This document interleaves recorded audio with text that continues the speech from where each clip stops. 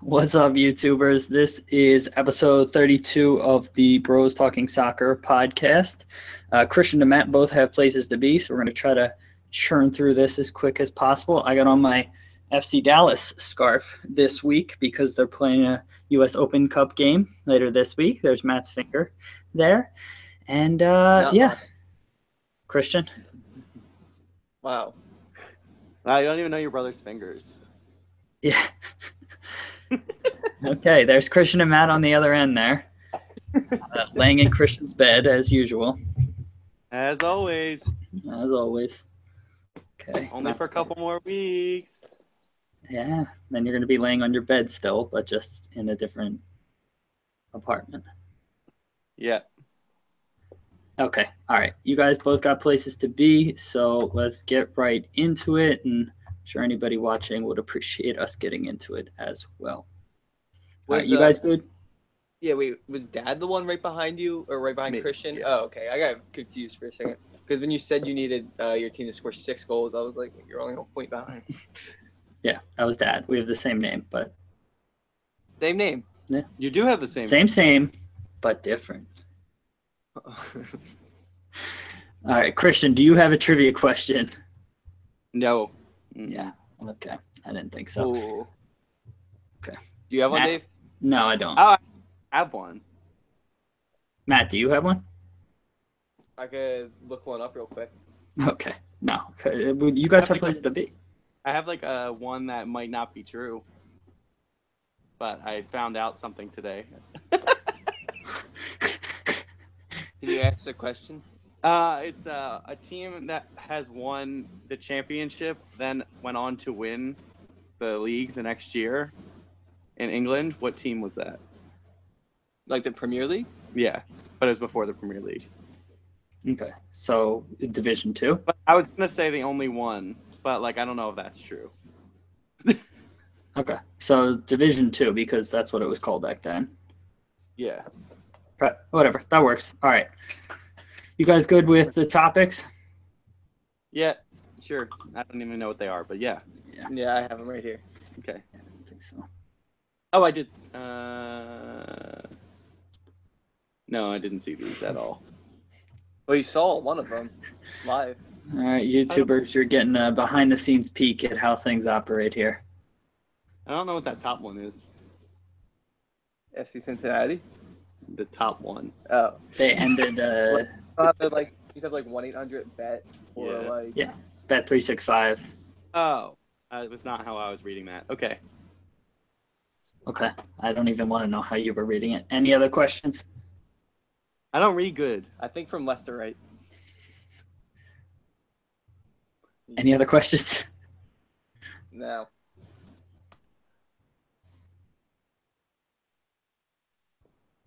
What? Well, yeah, the second topic. Yeah. What? Yeah, that just threw me off. The U20, yeah, the China U20s. You have a typo. It is most certainly not a typo. It is. All right, we're good. Okay. Loyalty, the FC Cincinnati game you're good with? Yeah, sure. I'll bring it up. Okay. And do you have, well, there's nothing really to bring up. It was more just a discussion on Ooh, Wrestling Cup. SVP? What? SVP is the guy talking about it. Oh, yeah. Oh, well, now it's a commercial, but... Yeah. Okay. And you guys have your fan futsal lineups up to talk about? Yeah. Yeah. I picked the same exact lineup in a bold strategy. Back-to-back weeks. Yeah. Well, I think it worked better than last week because last week you came in last and this week you didn't. Yeah. Who did come in last?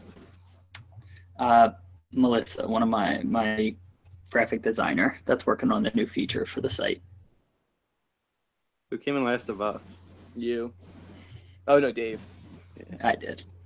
I won the whole thing. You have good work. I know. The algorithm let me down. Okay, all right. You guys good? I'm ready. Let's go. Why are we waiting? Why are we waiting? All right. Helpful as always. Please stop throwing the ball. I threw it away. Yeah, I think I'm throwing it away. Okay. All right. Thank you. Okay. All right. You good? No. Yeah. What's up, everyone, and welcome to episode 32 of the Bros Talking Soccer podcast, brought to you by Fan Futsal. My name is Dave Knittel, and I'm here with my brothers Christian and Matt to discuss stories from around the soccer world. Christian, how's life? Life's great. It doesn't say that we're live right now, and I don't know if that's a problem. No, we are live, so don't worry about it. Okay. Yeah. Well, I'm doing quite all right. How are you doing, Dave? I'm doing quite all right as well. The weather's cooled off a little bit. It's absolutely perfect out here, so I am doing well. Matt, how are things? Things are great, Dave. I don't know if this is a problem or not, but it says we're not live. No, it's quite all right. We are live on my end, and yeah, I'm I feel getting like people can't hear us when we're off air. Do Hello? we need to go live? Okay. All right. Christian, do you have our trivia question for this week? I do have a trivia question. Would you like to ask everybody? Yeah, I would love to ask it. So here we go. My question for all y'all is, there is a team from the early 1900s, 20th century we're talking here, that won the second division in England, and then the next year ended up winning the top division. Do you know who that team was? Okay, listeners, and we will give the answer and our guesses at the end, so stick with us here. And with that, let's get into our first segment. But before that, I want to tell you about our sponsor, Fan Futsal. So what is Fan Futsal, you may be wondering? Well, Fan Futsal is a different fantasy soccer experience where you select 5 clubs instead of 8 to 11 individual players for your weekly fantasy teams. You then arrange these clubs into a formation and give them positions which emphasize different scoring attributes. The only fantasy scoring elements are goals scored, goals conceded, and the result of the match. It's that simple. Pick 5 teams, complete lineup, then sit back and follow match scores to see how you're doing. We have MLS games going on right now, plus we'll have Liga MX and the Big 5 Euro Leagues when they start back up later again this summer. It's different than any fantasy soccer game you've played before, and since the games are weekly, there's no long commitment. If you like soccer, you're going to like Fan Futsal. It only takes a few seconds to sign up, so join now and start playing at FanFutsal, FanFutsal.com today. And with that, let's get into our topics for the week. And the first one I wanted to start off with was the FA in England has ended sponsored deals with betting companies. You know, you guys may have seen them on the front of shirts like Bet365, Betway. There's all different kinds of ones. Christian, is this the right move for them to end official affiliation with these companies?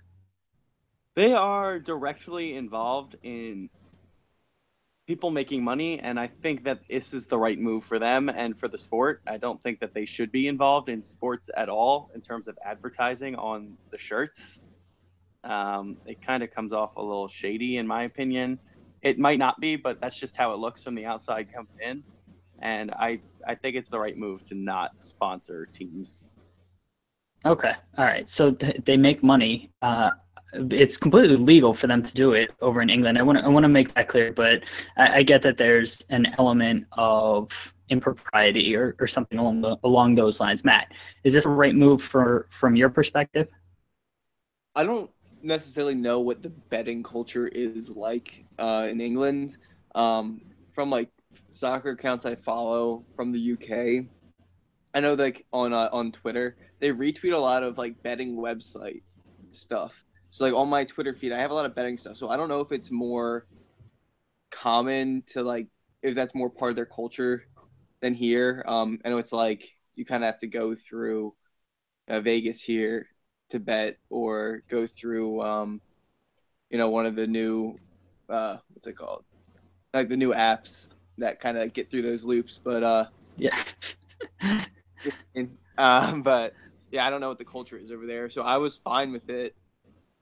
With them having it, but I'm also fine with them not having it. Yeah, so betting culture is very much a part of British society, and it's more prevalent in European society, but specifically Britain.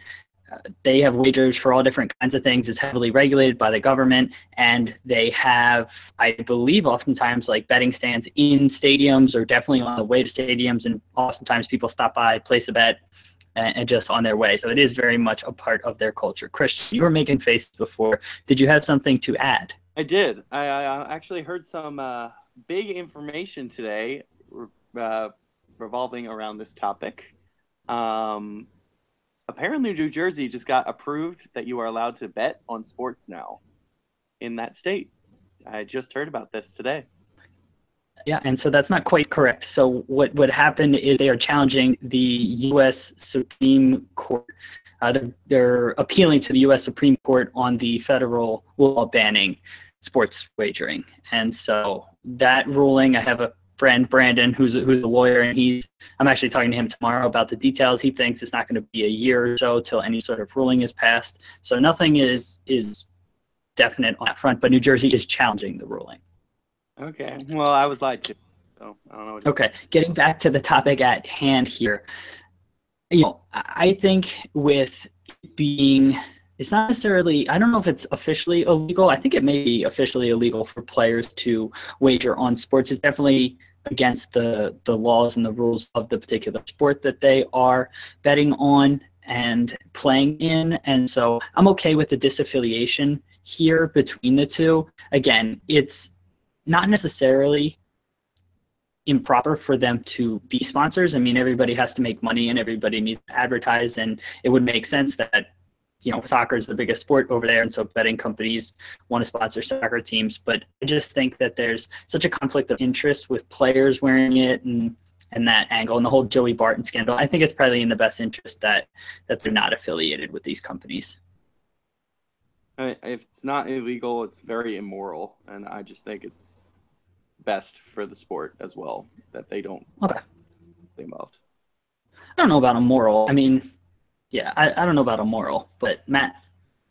So are you allowed to bet on other sports if you're a professional athlete?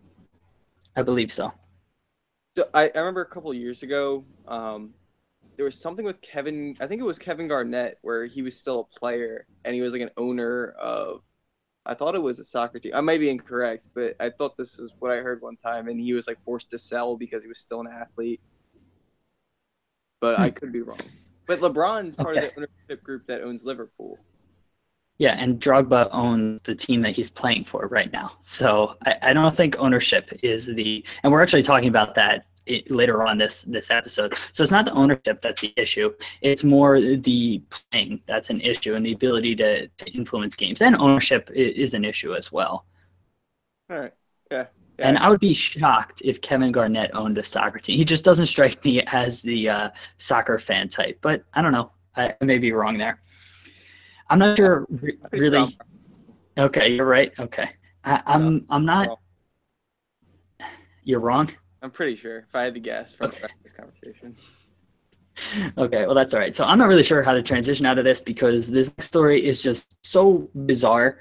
I'm just going to jump in. So China's U20 national team is scheduled to compete in Germany's 4th division next season to help them prepare for the 2020 Olympics.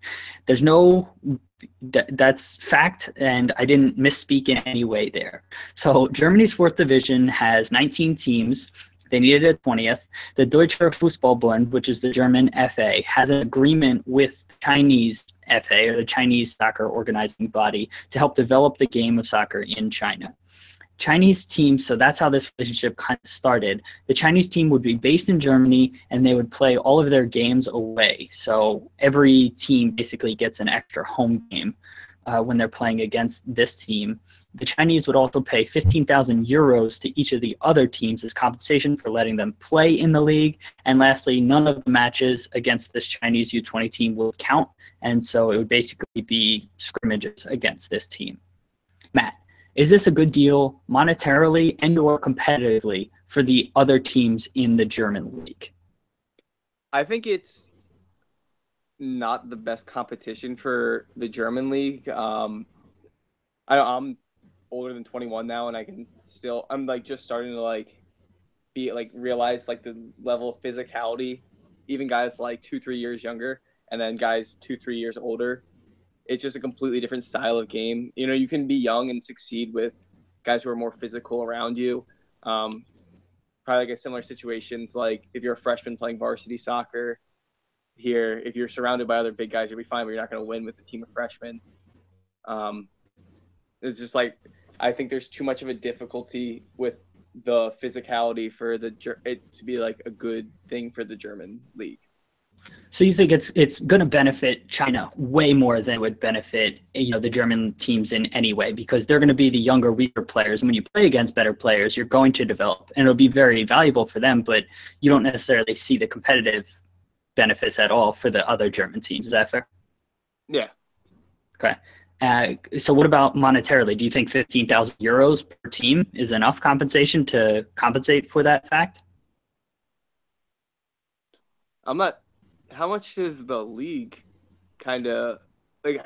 So like, how much are like the players making? How much is the league generating? I don't know how big. So it's fourth division, so it's amateur in the Bundesliga. I'm sure they have some semi-pro teams, but it's for the most part, I'm sure, amateur and semi-pro. 15,000 is, I don't know the budgets there, but I'm going to go ahead and assume that their annual budgets are in the 100 to 500,000 euro range. Again, I have no real facts to base that off, but that would be my assumption.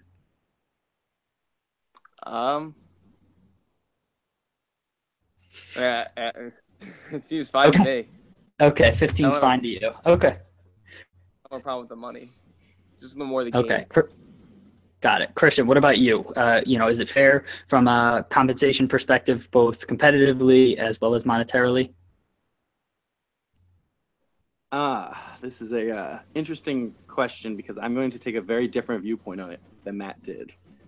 I think that it's going to benefit a lot of the German teams because playing a U20 national team, regardless of if it's China, yeah, they're not a world power, but playing against 20-year-olds is very difficult for a lot of older players, and I feel like that's kind of what they're going to be coming up against. They're going to be fit, but I feel like in an amateur league, not everyone's up to like a certain standard of fitness. So it's going to be tough to play against younger players who have a lot of endurance, a lot of technical ability, have been playing at a professional level. And now you have to come up against them. I think it's going to be really interesting competitively. Financially, I don't really know what's going on in that division, same as we were talking before. But I think 15,000 really is going to be enough for that level. I don't really have a problem with that at all. And yeah, that's pretty much where I stand on this issue. Okay, yeah, that's really interesting stance to take. That I was kind of more in Matt's camp initially with the German clubs not really benefiting from it, but there is something to be said about taking the best players from one area, even if they may be a bit younger, they may be more skilled technically, and may be in better shape. So yeah, I think I'm convinced by that. The only last thing I wanted to bring up is there are other teams in Germany, that are in lower divisions. So is it fair to them that some teams were relegated and some teams aren't in that division anymore, and in their place there's a Chinese U20 team taking their place? Matt, do you think that's fair? They took her jobs. Yeah, that's not fair.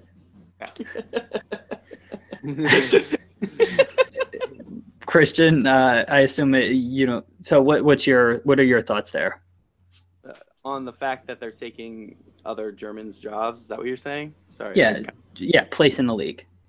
Yeah, I don't. Again, you said it's an amateur league, partially semi-professional league. I don't really think it's that big of a deal. There's going to be teams in the 5th division fighting to get there. This isn't a long-term project. This is a probably 1-year thing. It's what it sounds like. So I don't really have a problem with it. Okay, fair enough. I have more of a problem with it from that standpoint, from the taking, teams that have been in the league to decades and dropping, prioritizing this Chinese U20 team. So that's kind of my standpoint on it. And with that, let's transition a little bit onto our next topic. And there was an interesting discussion I saw on Reddit, given that the transfer window is going on right now, and there's a lot of discussion about player loyalty and leaving clubs and all of that. Is there a double standard when it comes to loyalty, because if a player is poor, he can be sold and fans are happy and, the club is happy and just getting that player off their books and off, and regardless of where they end up, just getting them away, and they could be in a worse off situation. So the clubs don't have a ton of loyalty to the player, but there's this inverse of, if a player isn't loyal to the club, he's kind of vilified. Christian, where do you stand on that whole loyalty debate? So, is there any loyalty in soccer? Is there any deserved loyalty? 100% there's loyalty in soccer. We've seen it. I feel like it becomes less and less every year almost. That's just what I've seen over the past couple, I guess, decade, since I've become a real fan. But it's been a lot of turmoil with all the money that's being injected into the sport, especially in Europe. You see a lot of players come up through youth systems. They're expected to take the club and be there for life, and that expectation has kind of dwindled, and you don't see that as much anymore. It's kind of tough, and I'm all for loyalty, but there is a double standard 100% that if a player is good and you want to keep him, the fans will want him, or they'll turn on him and be furious. But the other way around, when a player is terrible, they try and push you out the door, and that is always going to exist because fans just want to win. They don't care about all but that. Is that fair? They don't. It doesn't matter if it's fair. It's always going to be there. It's not fair, no, but life isn't. Yeah, get used to it. Hashtag Bill Gates. Hashtag that. Okay, Matt, where do you stand on the loyalty debate here? Do you think that there is loyalty, and do you think that there should be loyalty? I agree with Christian with it's just a double standard. Clubs just want to win. It would be great if you could have your whole career at one club. Gerard, he was a great example of, he was so close to. He was so loyal, and he almost had the Premier League probably a couple times. I know at the end it was. The last time was a heartbreaker, but the club loved him the whole time, and he had a reason to stay that whole time, and there was something to fight for. But I know there's some players where there's not really much to fight for. Going through the Reddit thread, and it's kind of funny that there's a bunch of just City players on this. They're talking about Delph, Sterling, Milner, Harry. I think that's just funny to me. But I don't know why they would be talking about Milner. He was at No, Milner bounced around. Milner's been at a bunch of clubs, so Milner's a weird example to use there. But the others, case in point, because I was going to bring up Sterling actually and talk about him. But Matt, continue. Lost my train of thought. What were you talking about? We were talking about you're on the Reddit thread, and it was funny. Oh, okay. Yeah, but for players like Delph, there's not really much opportunity to win at Villa, especially after Benteke left. So I get when those players want to leave, because he was a very promising player at the time. Exactly. And so I never fault a player for moving on. I know, Christian, you crushed Sterling for leaving, and you still haven't forgiven him. And I'm more on the other side. I understand he's got to do what's best for him, and I don't really hold it against him. And, I want Liverpool to do well. I like and respect when players stay there, but I also don't hold it against them when they leave. And I don't think that makes me any less of a fan. I'm still a massive Liverpool fan. I'm still a massive Union fan, still a massive U.S. national team fan. But it, I don't think players leaving, I don't hold that against them. And so loyalty isn't as big of a factor for me, because there is that double standard, and I don't subscribe to that. I think Matt, that you are less of a fan. I don't. I disagree with that. So was Roger still a coach when Sterling left? Yeah.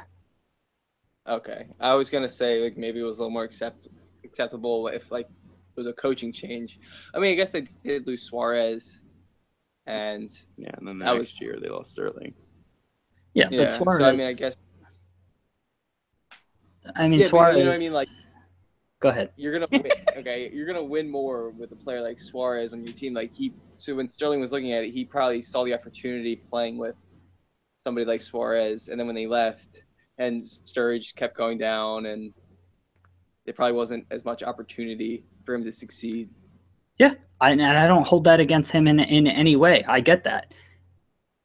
And that doesn't make me any less of a fan for him for understanding that he wanted to leave, and then good riddance. Let's move on to the next one and not hold it against him.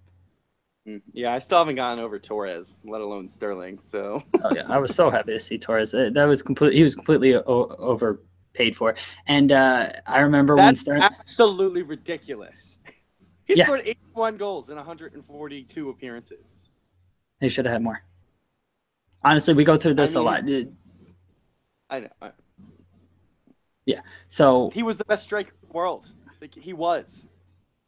I don't know about that. And also, I mean, look at what happened to him. Look at what happened to him after he left. Yeah, he got hurt, and he played for Chelsea, who are scum and can't treat their players right. So yeah. They're all red boys, every single one of them. All of them are red boys. All right. So with that, that brings us to the end of segment 1, but we have 2 whole other segments to come. Stay with us here. Okay, welcome back from that little musical interlude, and we are into segment 2, which is our Bros Talking Soccer MLS game from Fan Futsal. This weekend saw Christian come in first overall with 85 points. Matt came in 4th overall, second out of the brothers with 73 points, and that leaves me in last place, 6th overall with 63 points. Christian, how'd you do it this week?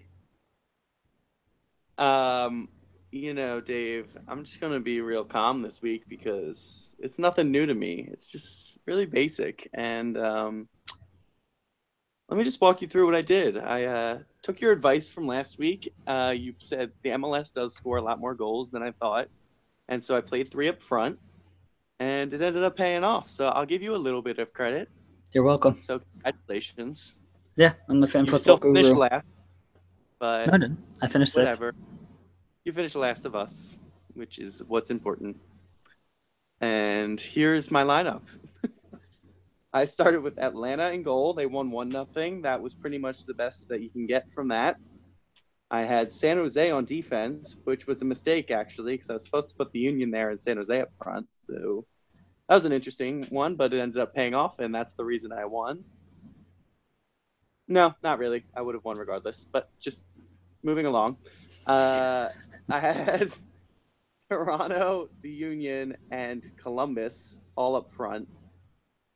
Between the 3 of them, there was, 7 goals, and all 5 of my teams won. So there's not really a flaw in that lineup there. And yeah, congrats. I loved it. I loved every second of it. That's great. We're all very happy for you. Matt, you want to talk us through your lineup that put up 73 points? Yes, Dave. I would love to. We would love to have you. Oh, thanks. So I picked the same 5 teams as I did last week. Bold strategy in my case, but all 5 teams were home this week, so that was one of the reasons why I was like, all right, I'll stick to what I know. So it wasn't the worst decision. I got me 2nd place with the brothers, finished top half. What more can you ask for? With the Fire, they had a 4-0 victory. They really pulled through. Columbus Crew, it looks like all my teams won, other than LA Galaxy, and I had them a goalkeeper letting up 2 goals. Yeah, that's your downfall. Yeah, can't win them all. No, you cannot, and that leaves me. Speaking of can't win them all, I came in 3rd out of us with 63 points. Again, like I was talking about last week, I'm working on this algorithm to predict the best lineups here, and told me to go with a 1-3 formation, and it had me pick teams and came through with some decent scores, but ultimately I had Chicago Fire at goalkeeper and them putting up 4 goals, even though they got the shutout. I left some points on the table there. Moving forward, I also had San Jose at defense, the same way, Christian, you did. They're playing Salt Lake, who's been really struggling. Didn't think that Salt Lake was going to get a goal, so I was happy putting San Jose at defense. And then my 3 strikers were Atlanta, Houston, and Portland. Looking back, Houston against Dallas, that was a really tough matchup. Dallas is one of the best teams in the league, so expecting Houston to put up many goals was a tough ask, I think. Atlanta's been pouring in goals, but Colorado has a pretty stingy defense, even though they're not too great, and so I expected them to get more goals, and they only ended up with one. And then Portland, Seattle, match, Cascadia rivalry, ended 2-2, so ultimately just didn't get enough points this week, and refine the model a little bit, and we'll see about this week. So this week we're going to be doing MLS yet again, because that's the only league kind of going on in world soccer right now. So if you want to play, listeners out there, go to fanfutsal.com and look for the Bros Talking Soccer game. It's going to be the last MLS game we do because they're taking a break for the Gold Cup. At least it's going to be the last we do for a couple weeks. So join it. See if you can beat us. My username is dknits11. Christian's is cknittle12. And Matt's is mpk8110. Hope to see you in that game. That concludes our fan futsal segment. So it's time for one more musical break, and we'll finish strong in segment 3. Stay with us. Are we going to go live? Or maybe. Dave. Wait, we have some news. Yeah, since we're at break, that's backwards for you. NBA denies. No. It's backwards for you. I can still see it. Oh, okay. Okay. All right. I'll say that as soon as we get back. Because the why? The Italian soccer club's principal owner owns a piece of the Celtics, so it was controversial. He was still in the NBA at the time. Fenway Sports Group too. So he was probably going to get benefits from their owner. Like it could be. Wait, Fenway does own Roma. I thought they own Liverpool. No, Fenway owns also own Roma. I'm aware. So. Fenway. No, this guy owns James Pallotta. It's a different American. Or Hama is. Okay. Pallotta. You can never be too certain these days. Okay. All right. So I'm going to bring it back, and Matt, I can throw it over to you to read the story, okay? All right.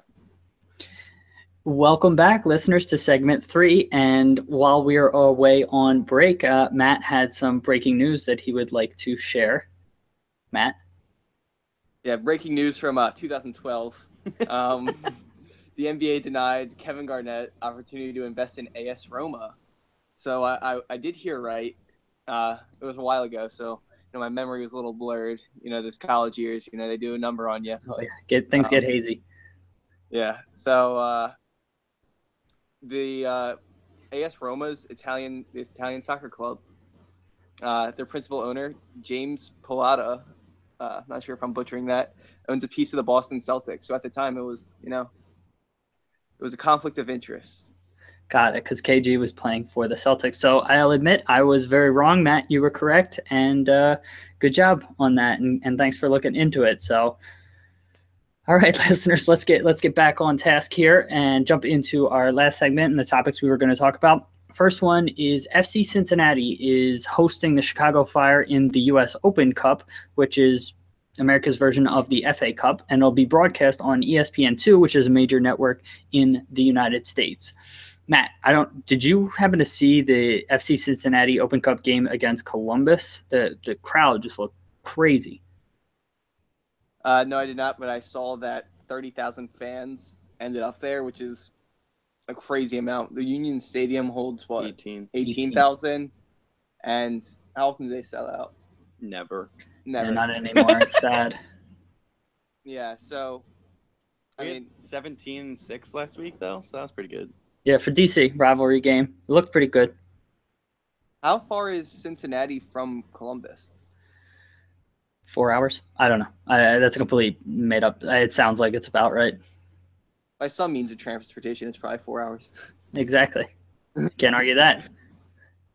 So, yeah. So I'm surprised that there's that big of a following with like teams that close to each other. That's my only real takeaway. Okay. Okay. I expect Cincinnati to have such a big following when they have an MLS team already. You know what I mean? When Columbus has a team. Yeah. Columbus is a different city than Cincinnati. You realize that, right? It's Ohio.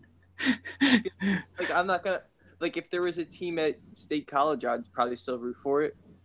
Or if I was living in State College, you either pick Pittsburgh or Philadelphia sports teams. Oh God. Okay. All right. So, Christian, so are you excited for this game? And do you think FC Cincinnati, who's got all this support, do you think that they're in a good position for MLS expansion, which is happening in the next few years? I mean, I don't want anybody to have to go to Ohio any more than they already have to, but I'd have to say that they do look like they're in a good spot, especially with fan recognition and all that stuff. That really does make an impact. The more support you have, the higher the chances you're going to make it. And from what I've heard about it, I have not seen anything about the game against Columbus. It really looked like they had a great turnout, and their fans get wild. Unfortunately, they're basic-ass fans that go to the Ohio State football games are there. But other than that, it's pretty impressive of them. That's Columbus. So that's Columbus. Cincinnati, again, Cincinnati's Cincinnati's a different city. I just want to make sure. One thing, it all sucks. Okay. All right. So let's get back to the Open Cup. So I think Cincinnati is doing awesome. I think that they should be a leading contender for expansion. Them, along with Sacramento, are doing amazing things with fan engagement and in the community. And I think that's kind of the most important thing for soccer. I know MLS still has to evaluate population metrics and merchandising opportunities and TV contracts and things like that. But for me, I think Cincinnati and Sacramento should be the next two teams into the league if Miami is, assuming Miami is already coming in, which is a big assumption to make. With that, let me talk more about the U.S. Open Cup. 1 second. What, Christian? Why? This is a kind of tangent here, sorry, but That's okay. why are they not looking into St. Louis as a hotbed? Apparently, they're really good at raising their youth, and they have a lot of good teams coming out of there, but we never really look. Yeah, they can't get a stable ownership group together, and they haven't supported professional soccer over the years. So they've tried lower level teams and haven't been able to drum up enough interest. There's an ownership group right now in St. Louis that is pushing hard for a stadium, but they want public money to be involved in the stadium construction, and the public doesn't want to do that. And so that's kind of been the holdup there. So I totally agree. They have, a very strong foundation for youth development. I think every single World Cup roster that the U.S. has ever taken since 1950 has included one person from the St. Louis area. So that's a pretty incredible statistic. That probably would have been a good trivia question. But other than that, it basically comes down to ownership and fan support right now. It doesn't have to do with youth development or participation. Okay. Yeah, getting back to last thing I wanted to cover here. So the U.S. Open Cup is the third oldest domestic cup competition, soccer competition in the world.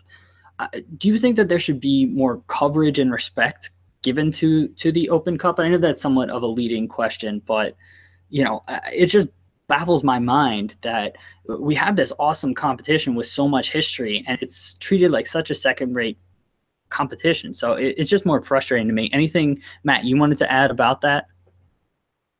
Yeah, so I guess it's hard for American sports fans to grasp because our major sports have one competition, like for the whole year. So there's one trophy for every year. Like you either win or you don't. And I think it's just hard for somebody who doesn't follow soccer to really grasp that, there's other trophies you can win along the way. Yeah, I totally agree, and that drives me crazy. So I think you're spot on there, and it's so infuriating that that's actually the answer, and it's true. Christian, anything you want to add here? It's so annoying to have to explain what the Open Cup is, because then you try and explain it like, oh, it's like the FA Cup, and then people who don't know soccer are like, what? It's like so hard for them to understand that there's multiple competitions going on at once that you're involved in. They don't get it. And they really need more respect in this country for it, especially media and broadcast wise. It's ridiculous that you have to watch it on a YouTube stream. Why on earth is that the case? I don't know the answer, and it drives me crazy too. But even let's ignore the general public of trying to explain them to it. I think the soccer culture. So there are tens of millions of soccer fans in this country, right? So the problem is that they're fractured. So Liga MX is the most popular league that has millions of fans. The EPL has millions of fans. MLS has millions of fans, and so it's all kinds of sporadic. But just targeting those fans, I think that the Open Cup is just treated so second rate by them, and it's baffled my mind. And I think it does need to start with the media, and maybe it's something. I mean, honestly, U.S. The U.S. soccer has $100 million surplus right now that they're trying to figure out what to do. In MLS's early days, they actually paid TV networks to carry matches. So that they viewed it as an investment, and then over the years, they built up a following, and then ultimately the TV networks started to pay that. Maybe something like that needs to happen with the U.S. Open Cup, starting with the round of 16 or maybe round of 32. All games need to be on television. And if U.S. soccer has to foot the bill to get that done initially, I think that is something that they should seriously consider. Because this is and view it as an investment. Yes, it's money out the doors right now, but if you can build up a following, it's a property that should have a ton of value and just doesn't right now. So somebody just needs to invest in it. I think it has to come back to a lot of the teams I feel like play their youth in this competition, and it almost comes off as it's like the League Cup in England, where it's almost seen as a second-rate competition. And I think it has to start with the teams kind of playing all of their top players. Maybe, but they need to balance what's best for them too. And I think it's exciting when teams play their youth players too, because at the end of the day, there are 3 trophies basically that you can win in domestic soccer in America. Is the U.S. Open Cup, the Supporters Shield, and then the MLS Cup. So, and then those are the domestic trophies. And so if you only have 3 chances to win something, I don't know why you wouldn't give more and have more interest in it, because there's 22 teams, you can only win 3 trophies. And so I don't know. I just think that more should be given from fans and from media coverage. And I don't fault the teams. Okay, sorry, that was my little rant there. I got that out of my system. Let's talk about a very weird scenario this weekend. Christian, you were actually there live in person for this, but the Philadelphia Union's Haris Medunjanin got in a tangle with DC United's Luciano Acosta, and Acosta kind of swung his leg at Harris on the ground. Didn't make contact with him, but the ref gave him a red card. Then after some consulting or something like that, the ref actually rescinded the red card after Harris said that he didn't feel contact and didn't think it was worthy of a red card. Christian, you were there in person. What was your kind of perspective on everything that was going on? So what I saw was Acosta, who I don't like at all. Yep, he got a red card last game. Yes. Pushed him to the ground, and it did appear, I didn't see it live, but when I saw replays of it later that night, it did appear like he almost tried to kick him a little bit. Not enough to actually do damage, but you kind of saw him flick out his foot. Harris is a brilliant guy for honestly opening up and trying to be a good sport and saying, hey, look, he didn't kick me, and like obviously I'm fine. That's amazing. It reminds me of Closa. That's awesome. I love that. But Acosta almost had an assist, and had that gone in, I would not be saying this, and I would be livid right now. And to be honest, I've never, ever, ever seen a red card rescinded in my entire life. Ever. Yeah, I haven't either. And just because he didn't make contact doesn't change the fact that it was still a red card, because one of the clearest definitions of a foul in the rule book is intent. It's not always contact. So the rules clearly say intent is factored into any of the decisions. So there was clearly intent there. He swung his leg out at him, and the fact that he didn't make contact doesn't really change that fact. Christian, you already kind of said, would you feel differently if he lost? Matt, what were your kind of thoughts on this whole situation? And if the Union lost, would you feel differently? Well, you'd be mad at the ref for taking it back, but I don't think it was a red card to begin with. I still don't. It's the definition of red card also was it malicious, and like you're saying intent, but it's that's not malicious. The definition's excessive force. Excessive. Okay. Same. Yeah. Intent. Intent is there.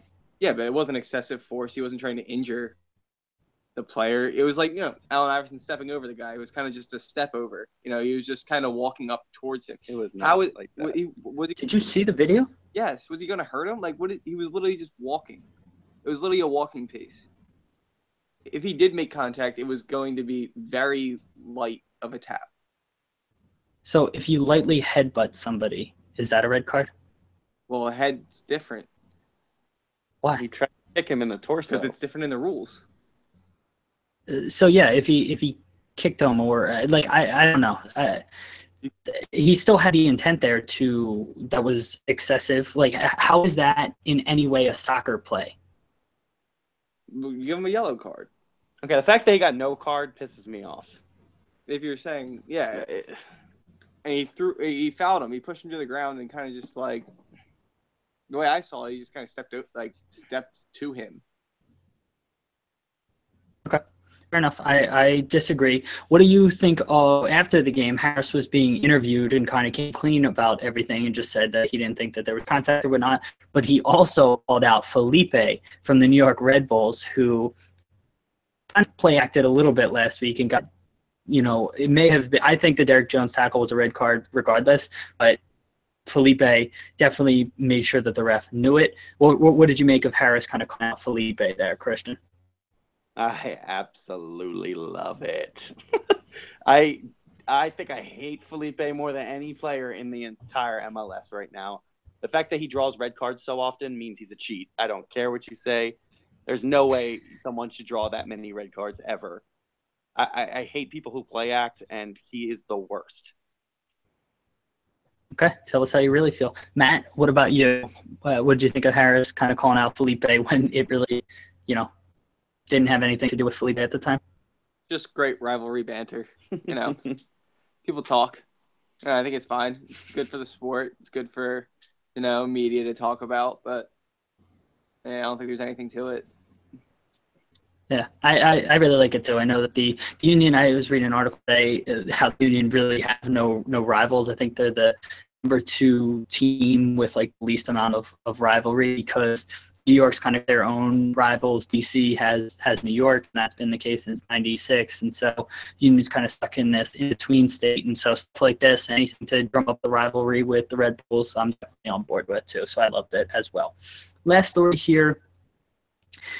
NASL is coming to San Diego, and as part of their new ownership group, Eden Hazard, Demba Ba, Johan Cabai are all involved in the ownership group. And Matt alluded to this earlier, where they're zoning teams, and so Beckham, excuse me, has the ongoing saga in Miami where he's trying to start an MLS team, and Drogba actually has ownership stake in Phoenix Rising Club in the USL, who he actually plays for. Matt, what do you think of stars having ownership in the soccer club, both while they're playing and or after they retire? What do you make of that? I think it's great for them. I have no real sorry about that. Yeah. Okay. We have no, I have no real problem with them owning a team. I think it's good for them. It's an interesting investment for them. I like that it's in the same field. But it's across the sea. You're never going to play an NASL team, so I don't have a problem with it. It's not going to affect the way they play, so I'm fine with it. Okay, you're with it, Christian. What about you? I don't really have a problem with any players being part owners in a team that that has no impact on your team, your play. It's kind of interesting to me that they, as big names in the soccer community, want to get involved and want to help teams grow. And I think it will help San Diego grow. And if more teams are doing this, getting involved in America, maybe it's going to almost lead to the rise of both American players and European or foreign players wanting to get over here. Exactly. Rising tide lifts all boats. So anything helps American soccer would be good, is my perspective. So you both kind of touched on an interesting thing. So what do you make of the Drogba situation then? He is a player who owns the team. He doesn't own them, but he's a part owner in the team that he's playing for. Is that a conflict of interest for you, or do you have issues with that, Matt? No, I don't know if you've ever seen the movie Semi-Pro with Jackie Moon. Will Ferrell playing Jackie Moon for Flint, Michigan, for the Tropics. But he's the coach, the owner, and the starting forward, and that worked out well for them. Okay, I appreciate the answer. Christian, what about you? Do you have any issues with that sort of ownership player structure? I have a little bit of an issue. I feel like he's going to do things that are going to benefit him more than he might the team at times. He'll think, oh, look, this is the way I'll get my best game going. But sometimes that's not what you need, especially as a striker. You need to build a team that's going to play well together all over the pitch, not just score goals. And I feel like a lot of the times players who are involved in ownership or coaching want to maximize their ability. Wouldn't they want to maximize the team's ability because that's their investment? You would think, but I feel like a lot of people are selfish in the point where they want to look like a star. Okay. All right. Fair enough. There's the last question here. Does it matter that all these players are foreign and that aren't America? They haven't played here. Drogba, I guess, is an exception. But like the players in the NASL ownership group, Hazard, Kabay, Baha, they none of them have played here, and so they may not in the market. Like, does that affect you in any way with them taking an owner there, or no? Are they, world soccer stars, they bring kind of the cachet and the star value and the background. Matt, what do you think? No, Dave, do you have a problem with foreigners? No, that's not what I'm saying at all. I'm more saying that they are experts in other markets rather than the American market, and so that was all I was asking. Yeah, I know. I'm just playing with you. Just yanking your chain, bro. But yeah, like what I'm reading, like Southern California is a nice destination where I know they do have. I thought you're doing research while we're doing this throughout the entire thing. What? Continue. Southern California, yes. Southern California is beautiful. Yeah, nice weather, big soccer culture. So I think it's a good place for them to go. A lot of players they're interested in Southern California or stars around the world. I know it's a very happening place. So I'm fine with it. Okay. Christian, any issues that they don't really know the American market? I don't really. I think it's a slight issue, but it's not going to be as big of an issue as some may think it will be. I think they need to get used to the culture, but you need to do that anywhere in the world, and they've already done it. They've gone to different countries. They kind of know how that is. So I don't think it's that big of a deal, but I would like to say that it is going to be mid to upper 70s pretty much every day in San Diego for the next 10 days and sunny. That's the kind of weather you're looking for in a soccer pitch. Okay. Yep. So the weather is gorgeous there. Also, okay. I would like to finish by saying that the fact that they had a possible Footy McFooty face name is more of a draw than these players. Yeah, well, that is the MLS team, which is a completely separate ownership and completely different thing than this, but that is same place, and that's all that matters. Okay. All right. Anything else you guys wanted to mention? Yeah, about Drogba. If I own a soccer team, I am 100%. Like, if I won the lottery today and I was like, I'm buying the union, throw me on I own this. Put me in the game. I don't care. I own this team. Yeah. I can't fault him for that either. Christian, anything else you wanted to mention? No. Oh, welcome Salah to Liverpool. I would like to say. Okay. Last thing I wanted to bring up, and this all kind of broke today, but FIFA was almost forced to release the Garcia report, which was the report into the 2018 and 2022 World Cup bids. German newspaper Bild was going to release it anyway, so they kind of just got out of it and just released it. So still a lot of facts breaking about all of that, and so we'll tweet out some links to some articles from that, but that was all kind of crazy. I think the most surprising thing I've seen so far is that there wasn't as much widespread corruption as I think everybody assumed that there would be. And so the report didn't find that Qatar or World Cup or Russia, I think, had gregarious breaches of the rules and things like that. I think that was most surprising for me too so far, but there's still a lot of details and facts to be ironed out from that. Christian, you want to recap your trivia question and we'll give our answers real quick? Sure. So my question was, there was a team in the early 20th century, early 1900s, that won the second division in England and then ended up winning the Premier League or first division back then the following year. Do you know what that team was? I will give you a hint by telling you what year it was, though it won't help you at all. It was 1903. 04 is when they won the second division, and 04-05 when they won the top division. Okay. Matt, do you have a guess? Trying to think. Who was the manager back then? Yeah.